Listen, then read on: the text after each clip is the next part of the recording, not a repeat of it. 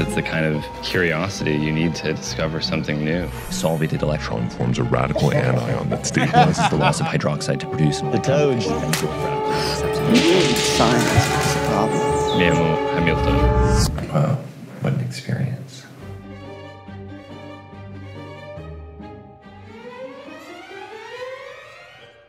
But so what drew you, like, specifically to psychoactive substances?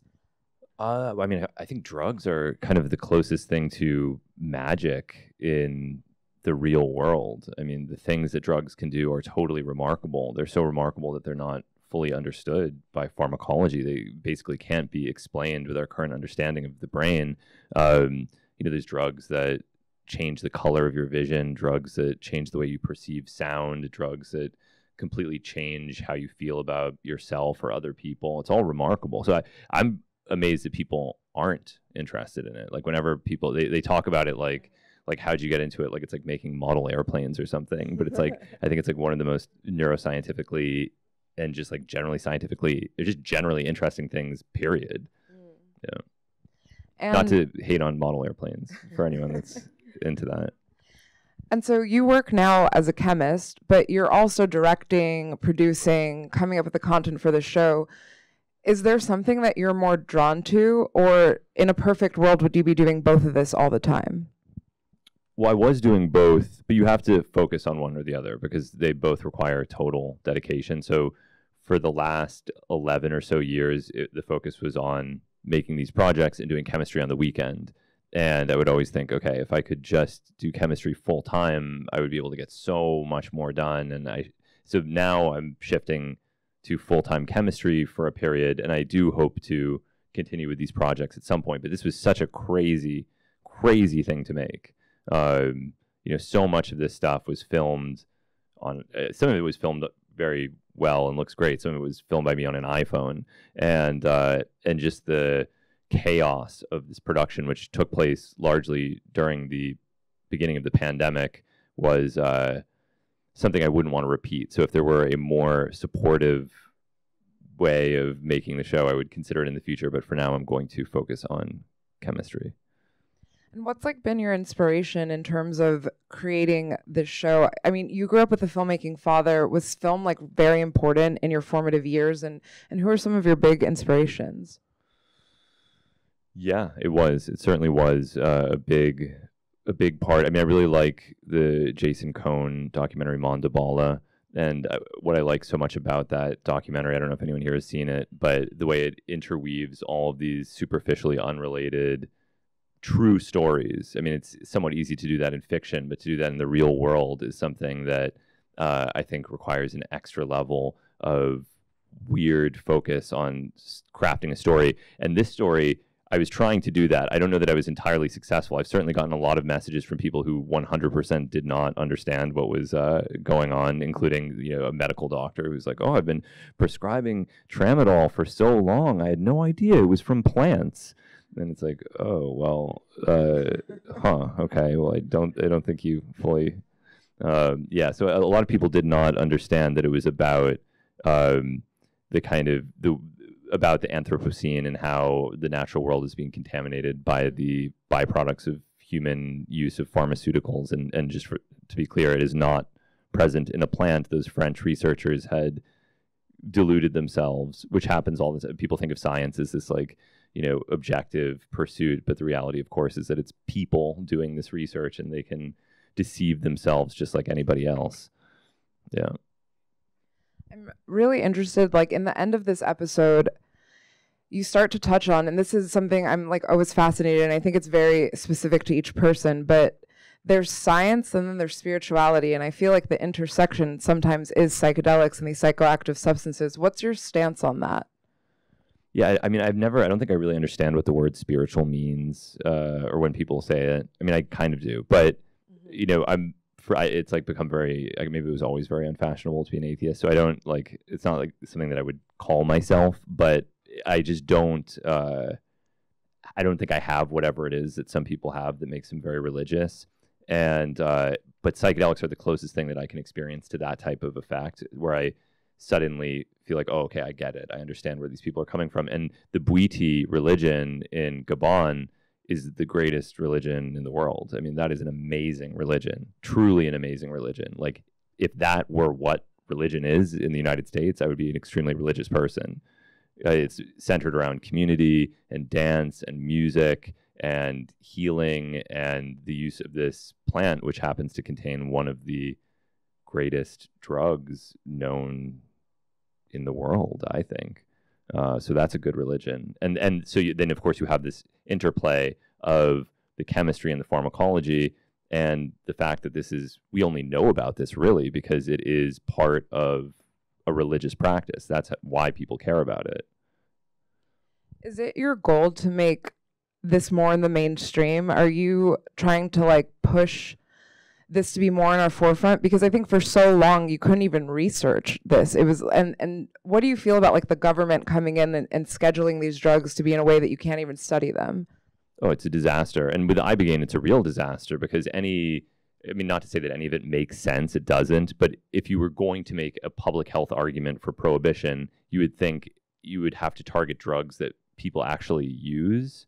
Like, I don't know, like maybe, I don't think heroin should be prohibited, but heroin might be an example where it's more logical than something like ibogaine, where it's like, well, when has ibogaine ever been a problem for anyone anywhere? I mean, there are maybe a dozen or so instances of people taking enormous overdoses or people with different cardiovascular problems taking it and dying, but it's like clearly not a major problem in society. Like, nobody is like suffering because of the existence of ibogaine, and it should be available, and it should be available generally. I mean, the way that people typically talk about it is as a treatment for opioid addiction, but the shaman, or it's not technically a shaman, a buitiist, the woman, the queen, she talks about, phone addiction in Gabon, which is like an international phenomenon.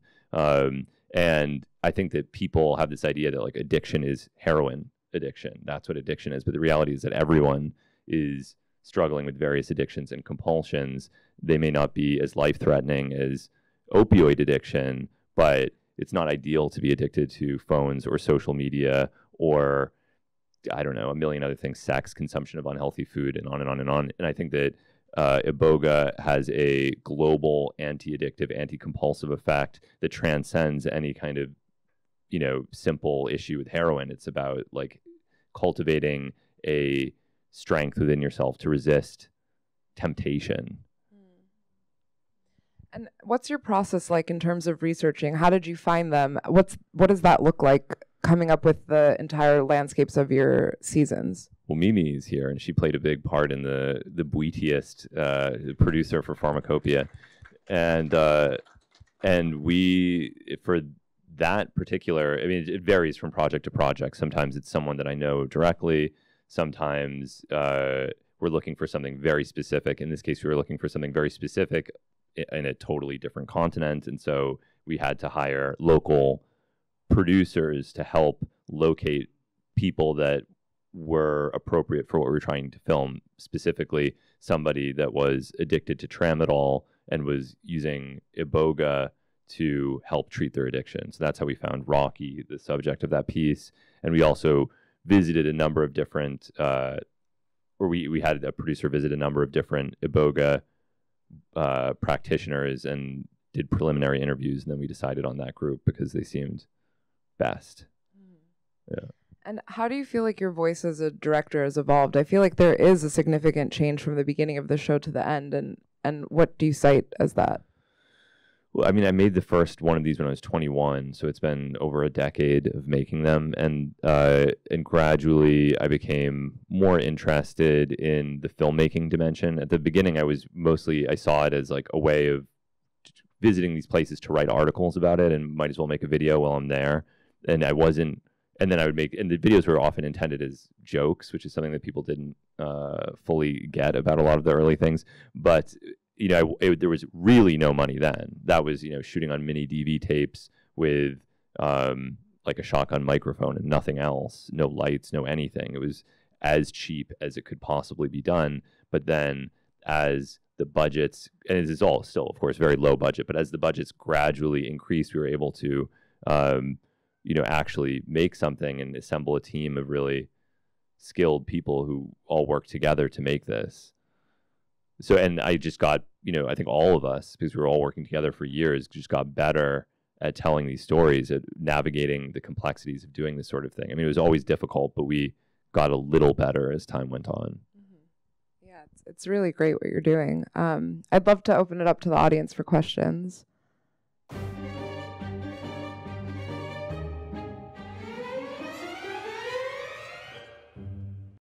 That's a big question. Yeah, I think that it's already happening. For the first time, really, it's 100% actually happening. Psilocybin there are 3 different pharmaceutical companies that are pushing different psilocybin preparations through clinical trials right now. Filament, Usona, and Compass. All of them are competing. Both Usona and Compass have done phase 2b clinical trials with psilocybin, and it looks like all of the data is very promising, and I assume that it will get approved, and then we'll have psilocybin, and then so that's going to happen on the I think it's going to parallel what happened with cannabis, where you have the medicalization and pharmaceutical development of something like Marinol, and then at the same time on a separate track you have people working toward decriminalization and legalization of psychedelics, and ideally they meet somewhere in the middle, where you have the medicalization, which helps legitimize the utility of these things in certain people's eyes, and then you have the drug policy reformers who are going to help on the end of ensuring that people don't go to prison for using or researching them. And so I think that's going to be the basic track. At this point, it's a crazy thing to say, but I'm almost more worried about infighting in the psychedelic community than I am about like prohibition, because people are just at each other's throats right now over nothing, and things are better than they've ever been since the 1960s. Yet all I see is people attacking each other, and that worries me.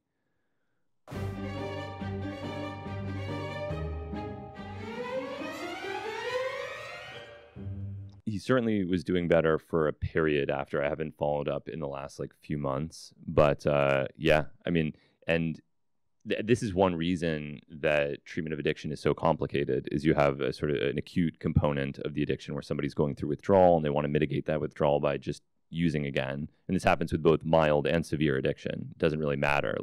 There's of course the extreme, I'll do anything for more heroin, but there's also well, why wouldn't I have some nicotine gum today? What difference does it make? I might as well just take it. So people, it's easy to convince yourself, but it seemed that he was very committed. And at least in terms of what we saw in the time period after filming, it seemed like he had broken at least the acute phase and was very committed to restarting his life. I've heard people estimate that it works for something like a third of people that try it. I think that's, which is really good. I mean, that's an amazing result. And based on my personal experience with it, I completely believe it. It had an effect on me that was unlike any other psychedelic experience I've ever had, partially because it is pharmacologically very different from other psychedelics. It's arguably, it shouldn't even be called a classical psychedelic. But yeah, it seems like it really does have a dramatic effect. And even if he, for some reason, did start using opioids again, I don't think that means that it's not.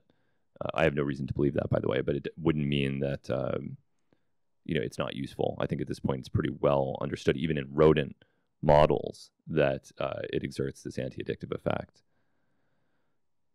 Could you speak a little bit more on the effect that it has if you take that drug and you don't necessarily have an addictive personality? What are the qualities that it's going to do for you? Well, I mean, it is a psychedelic, so you'll have a sort of visionary psychedelic type experience, and I think really most people do have some kind of compulsion or habit that they're trying to break. If you truly have no habits, then maybe you just have a conventional psychedelic experience where you think about whatever. There's that as well. So yeah, it's historically it has been limited to use of addiction because that is kind of its magic power that it has, but it's also just an amazing psychedelic that usually people don't recommend for non-serious purposes because of the risk of cardiotoxicity from using it at high doses. It can be dangerous. And so then what is it doing for the children, though? is that like a preemptive thing? Oh yeah, well no, this is not so the idea of using iboga to treat addiction is not a West African idea. That's actually from Brooklyn. That's a Brooklyn idea that was developed by a guy named Howard Lotsoff, who was a heroin addict. He was friends with the chemist. The chemist said, "I've got the stuff IBOGAINE. You want to try it?" At this point, there was no concept whatsoever that iboga was an anti-addictive drug. So he took a person who happened to be a heroin addict, took iboga, and after the trip, he realized he didn't crave it anymore. And the way that he thought about heroin had changed fundamentally. Instead of thinking of it as like a desirable escape, he started to associate it with death and started to think this is just a form of death. I don't want it anymore.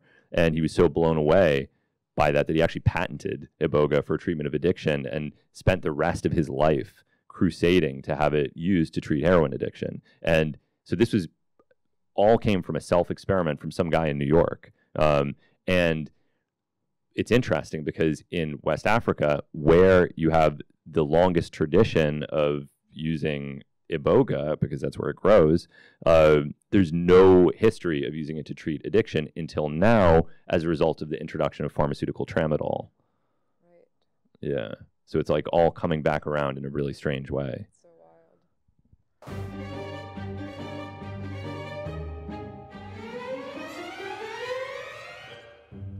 Well, there's a lot of training of psychedelic therapists. It's a huge thing right now. And because of the enormous demand that there will be for psychedelic therapists in the future, assuming that the medical rollout continues at the pace that it currently is, there will be no shortage of people trained to do that.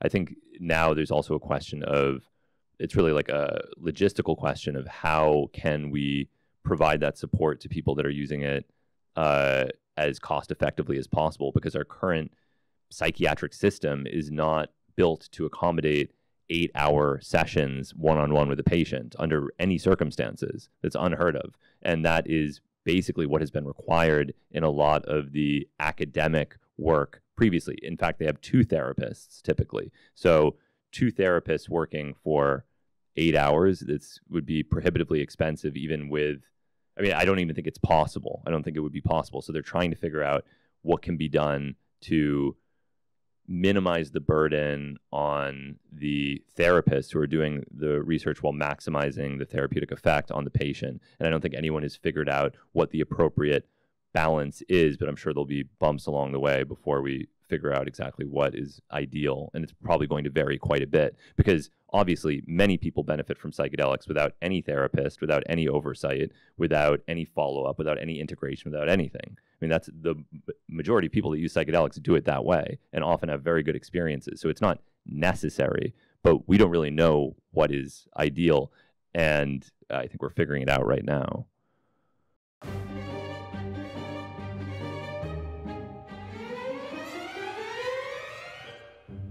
Yeah, it's hard. It's really hard to strike that balance between informing someone and providing the necessary information so that they're aware of the potential risks without terrifying them so much that they have no interest in doing it.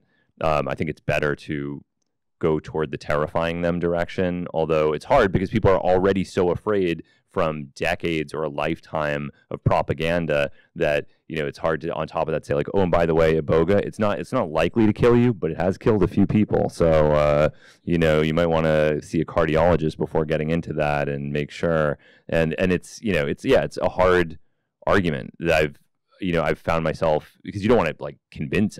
On one hand, I have no desire to convince anyone to do anything. I don't feel like I need to sell someone on taking LSD or DMT. On one level, I think it doesn't matter. But I think it would be nice if people who might benefit from it would do so and, do the necessary research so that they feel comfortable doing it and aren't overwhelmed by fear. And that requires a huge time investment from people that most people don't want to make. It's like, yeah, it is non-trivial to explain everything.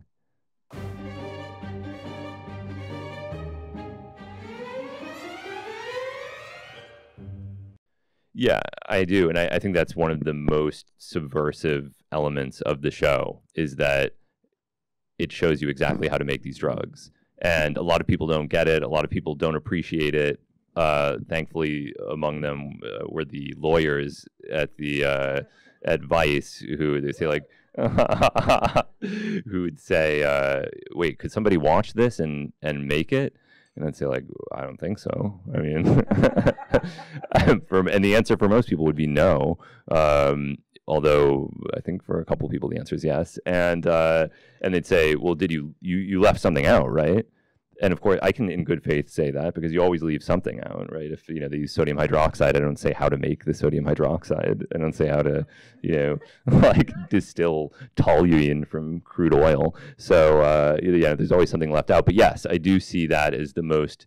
That's the kind of like edgy dimension of this that I don't think a lot of people fully appreciate. Is this like, haha, I just showed like a couple million people how to make 5-MeO-DMT or MDMA or methaqualone or whatever, and it happened. And like what I was saying at the beginning, like I do think that I know that people do follow these procedures, because the other thing is that there aren't many video representations of this that exist that made by anyone. Like a lot of these reactions just haven't been captured on film ever, and they just happen to be that beautiful. Like that's not, something we dressed up.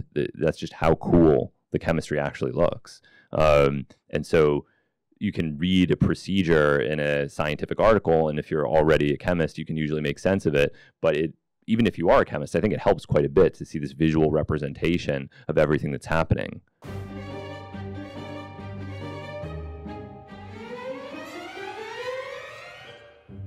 Well, every episode is on YouTube. Many of the episodes are free on my Vimeo channel.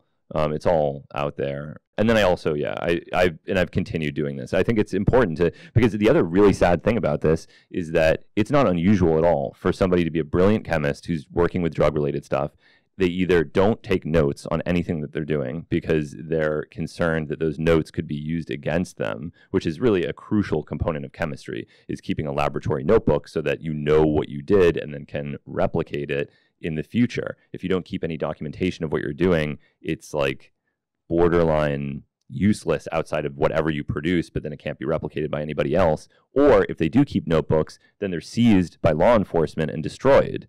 So this is a history of research that will disappear so easily and so quickly. And a lot of people, even if they have the documentation, they just don't want to talk about it. If you go to prison for 10 years for making MDMA, after a while you might just think, fuck this, I don't want to talk about it anymore. Yeah, I figured out a nice way to do it, but I'm just like, I have like a child now and I don't want to talk about it anymore. That happens quite a bit. So I've continued interviewing every chemist that I can to try to document that and do a podcast where I just mostly interview chemists about their procedures so that it is preserved. Because I think that, in 10 years, if things go according to plan, like it will be like cannabis, where it's just like, oh yeah, remember when you had to hide to do this? Remember when you were afraid of being arrested for smoking in a park? Like the same thing is, I hope, going to happen with psychedelics, where it will be a distant memory of the fear that people had. But by then, a lot of this information will be lost. So I do think it's important to preserve it while it's still possible.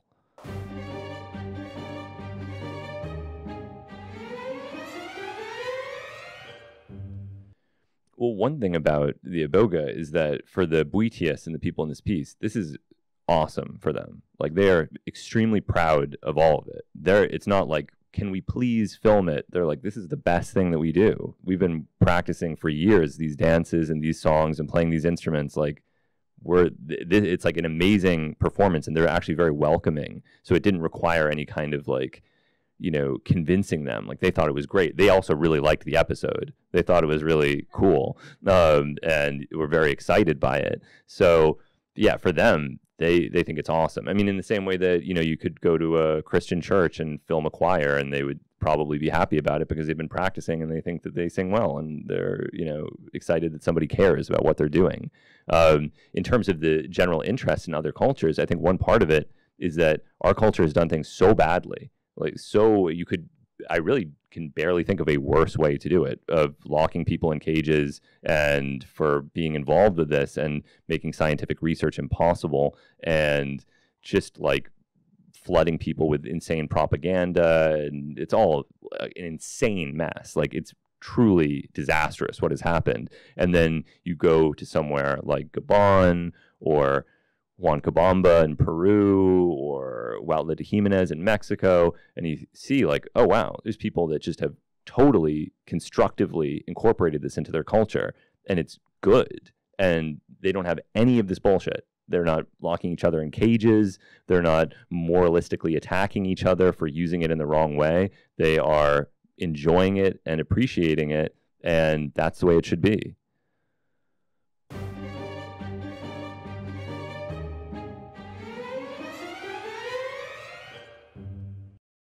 Experientially, neurochemically, I mean, it's all different, but you know, when you think of a classical psychedelic, and I don't really even know how much explanatory value this truly has, but when you think of a classical psychedelic, there's a subtype of serotonin receptor called the 5-HT2A receptor, and that seems to be the commonality among things like LSD or psilocybin or DMT. They're oriented toward 5-HT2A in terms of their activity in the brain, but there's other receptors that play like 5-HT1A, or in the case of LSD, various dopamine receptors. With iboga, it also binds to 5-HT2A, but its affinity is actually for, or its highest affinity is for NMDA, so it has almost like a ketamine type effect, and a subtype of nicotinic acetylcholine receptor. So it's oriented differently in terms of what receptors it binds to. It's also chemically different and experientially different. But in terms of what is the neurochemical mechanism of interfering with addiction, I mean, there's 100 papers on this that vary from the influence of a compound called GDNF, glial-derived neurotrophic factor, and then other hypothetical explanations as well. Yeah.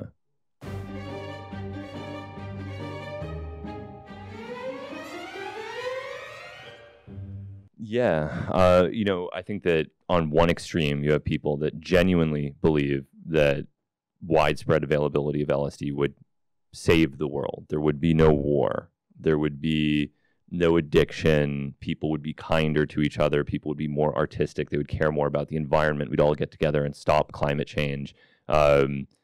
And then on the other end, you of course have people who think that it would be bad and we'd all go insane and become schizophrenic and kill each other. As is typically the case, the truth is somewhere in between. And I think that right now, the way that we work with these things, it not only doesn't maximize the benefit, it maximizes the harm. So we have a situation where people take unknown doses of unknown drugs and they're getting hurt by their use often. So once you reduce that or eliminate that entirely, then you open up the system to maximizing the benefit. And where exactly that will take us, I don't know. I think that it's not going to end all war or end all addiction, because of course there are many people who struggle with addiction who've used psychedelics. There are many people who use psychedelics who remain aggressive or inflated in their egos or whatever. So it's not going to be a magic bullet that solves all of society's ills, but I think it's a good tool that will be better than what we have right now. Yeah. Thank you so much for being here. Thanks to your crew for coming. Thanks for making this show. Yeah, Thanks, thank you. Hamilton. Yeah, thanks everyone for coming.